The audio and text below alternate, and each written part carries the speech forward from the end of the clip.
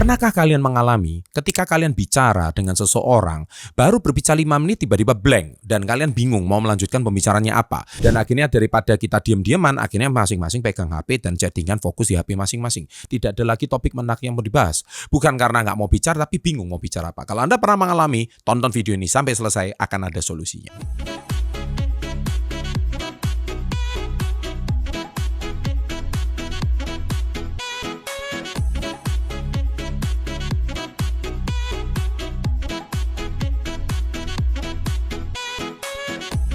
Welcome to Success Before 30 Business and Financial Mentoring. Sahabat entrepreneur, salam hebat luar biasa.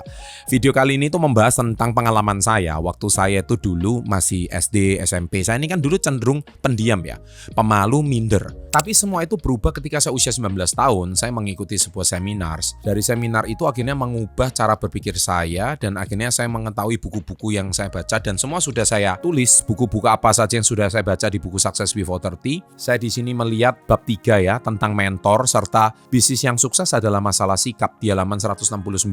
Akhirnya saya baru sadar skill-skill ini tidak saya dapatkan semuanya di sekolah. Nah, akhirnya saya terus berlatih dan akhirnya saya bisa berbicara dengan orang dari berbagai kalangan, bukan cuma orang yang usia saya atau bisa berbicara dengan anak kecil, saya bisa bicara dengan ibu-ibu, saya bisa bicara dengan orang tua, pejabat, anggota dewan. Orang dari berbagai kalangan dalam waktu singkat saya bisa berbicara dengan mereka. Nah, tentu skill itu saya tidak dapatkan dalam sehari ya. Saya baca buku tidak langsung besok saya langsung jadi sakti, tidak bisa. Tapi karena kuncinya 99% adalah praktek. Oleh sebab itu di video kali ini saya ada 7 poin yang mana mungkin sekali lagi ini sebuah teori tapi Anda bisa praktekkan karena ini saya pernah alami. Nah, jadi poin yang pertama adalah jangan pernah memfilter. Jadi kita tidak bisa berpikir bahwa berfilter tuh terlalu banyak apa yang kita katakan, nggak bisa. Saya selalu punya tips ketika saya itu berbicara dengan orang baru, saya itu lebih banyak mengajukan pertanyaan. Tapi pertanyaannya bukan sifatnya menginterogasi, tidak. Ketika orang merasa diinterogasi, tentu dia bingung. Tapi kalau orang itu pendiam bagaimana?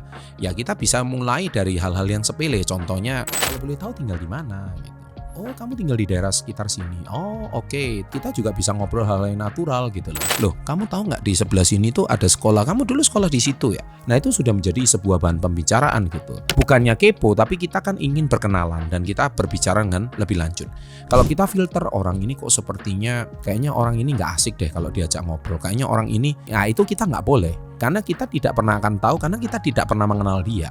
Nah, yang terpenting selalu prinsip ketika kita berbicara dengan orang lain, ya prinsipnya nomor 1 lebih banyak mendengar. Karena ketika kita lebih banyak mendengar, kita akan lebih menghargai dia.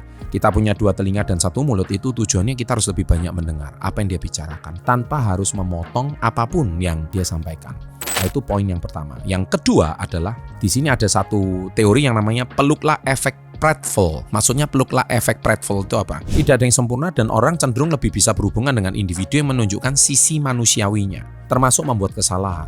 Tidak apa-apa untuk membuat kesalahan atau mengakui bahwa kamu itu tidak tahu sesuatu. Itu sebenarnya bisa membuatmu lebih disukai. Contoh ketika kamu ngobrol, loh kamu tahu nggak sih di daerah sini itu sebenarnya ada makanan enak. Oh, serius kah? Saya tinggal daerah sini aja saya nggak tahu. Nah, itu adalah efek Pratfall. Manusia itu lebih suka ketika kita berbicara dengan lawan jenis kita atau lawan bicara kita atau apapun lawan jenis atau sesama jenis. Kita tuh ngobrol, anggaplah orang itu merasa dirinya penting.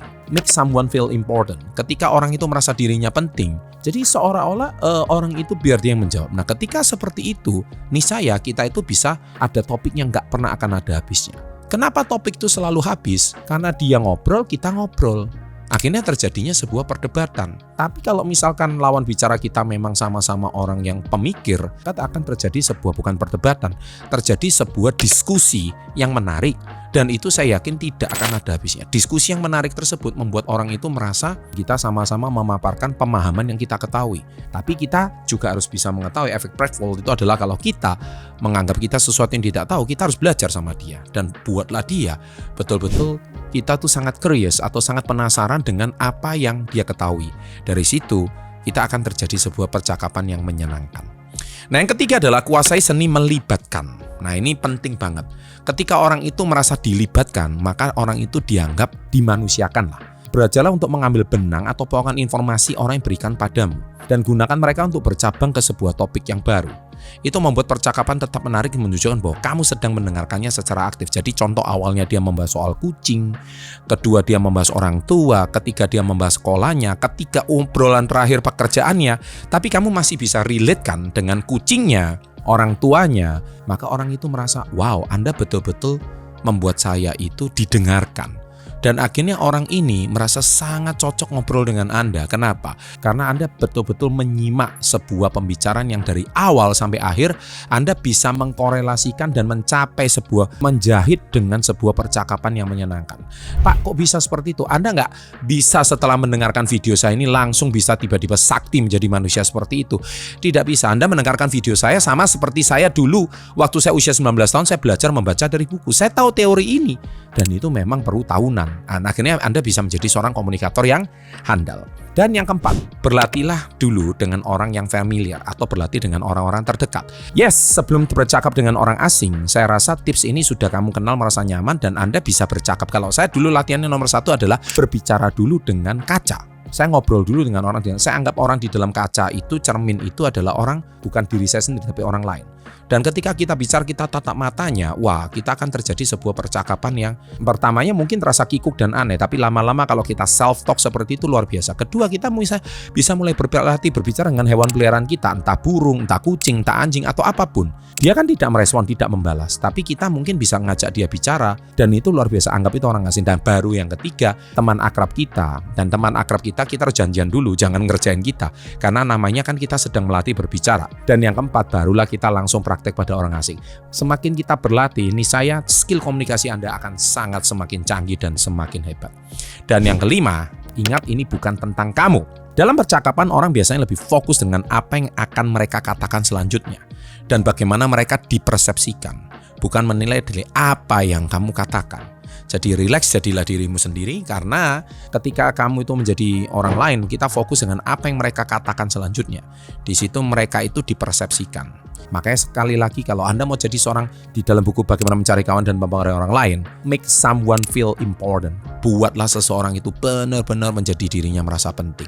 Anda itu bisa menghargai setiap titik dan koma yang dia ucapkan. Anda bisa mengingat semua nama yang dia pernah ucapkan dalam hidupnya. Dari percakapan tadi dia sudah menyebut 10 nama, Anton, Andy, Yosef, siapapun itu yang dia ucapkan, Anda bisa menjahit itu semua dan seolah-olah, wow, Anda itu teman lama kok bisa kenal itu semua, padahal dari sebuah percakapan singkat. Itulah sebabnya ketika Anda itu bisa mengingat setiap kata-kata, setiap detik, setiap koma yang dia ucapkan, orang itu betul-betul merasa diistimewakan dan dispesial.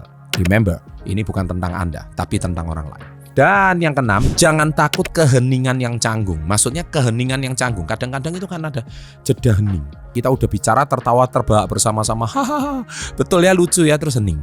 Hening itu nggak masalah. Hening itu adalah sama-sama kita cooling down, kita diem setelah tertawa tadi terbahak-bahak, tapi itu ada masa jeda, itu nggak masalah. Anda tidak harus langsung menambahi dengan yang lain. Kadang-kadang saat hening itu dia perlu istirahat karena tertawa capek dan dia perlu memikirkan sesuatu. Tapi memang kadang-kadang hening itu mungkin nggak lebih dari 15 detik sih menurut saya. Ketika sudah lebih dari 15 detik, saling pandang-pandangan, nggak ada percakapan, itu kan ya jadi aneh. Nah, ketika ada jeda 15 detik itu, Anda jangan ambil handphone Anda terus bermain asik browsing sendiri, tapi Anda mungkin tetap bisa melanjutkan dengan sebuah pertanyaan lagi. Dan yang ketujuh adalah enjoy the process atau nikmati prosesnya. Nikmati proses bertemu orang baru dan berbicara. Saat itu kamu relax dan happy-happy. Orang yang kamu ajak bicara kemungkinan akan merespon dengan cara yang sama. Saya suka selalu berbasa-basi. Kita misalkan di lift contohnya. Di lift itu kan biasanya kita bertemu dengan orang asing. Ketika kita bertemu orang asing, saya selalu punya sebuah teori 1 menit 30 detik. Maksudnya itu apa? Kita dalam waktu 1 menit di dalam lift yang tidak sampai 1 menit itu, dalam waktu 30 detik kita sudah bisa dapat nomor handphonenya atau kartu namanya. Itu keren banget kan? Bapak mau naik ke lantai 5, lantai berapa Pak? Saya bantu pencetin. Iya. Senyum aja, ngobrol. Oke. Bapak ada atau ibu asli orang sini? Sering ya berkunjung ke mall sini? Oh, ngobrol aja. Ketika kita berbicara, nah ketika kita sudah membuka ice breaking tersebut, obrolan tersebut menjadi sebuah obrolan yang menarik gitu. Nah, hal-hal seperti itulah membuat orang itu merasa dia tidak diintimidasi, dia tidak takut, tapi dia melihat ketulusan kita. Dan ini tentu adalah sebuah PR bagi orang introvert atau tidak suka berbicara dengan orang asing. Semoga video ini sekali lagi bukan cuma buat hiburan bagi Anda semata, tapi video ini menjadi sangat berguna kalau Anda besok mulai praktekkan dengan teman-teman kalian. Oke, so sahabat entrepreneur, selamat praktekkan karena video ini tidak ada gunanya kalau Anda tidak praktekkan. Demikian video ini kali ini saya buat. Semoga bermanfaat, sukses selalu, jangan lupa like-nya, and always salam hebat luar biasa. Loh, kamu tahu nggak di sebelah sini tuh ada sekolah, kamu dulu sekolah di situ ya? Nah itu sudah menjadi sebuah bahan pembicaraan gitu. Bukannya kepo, tapi kita kan ingin berkenalan dan kita berbicara dengan lebih lanjut. Kalau kita filter orang ini kok sepertinya, kayaknya orang ini nggak asik deh kalau diajak ngobrol. Kayaknya orang ini, nah itu kita nggak boleh. Karena kita tidak pernah akan tahu, karena kita tidak pernah mengenal dia.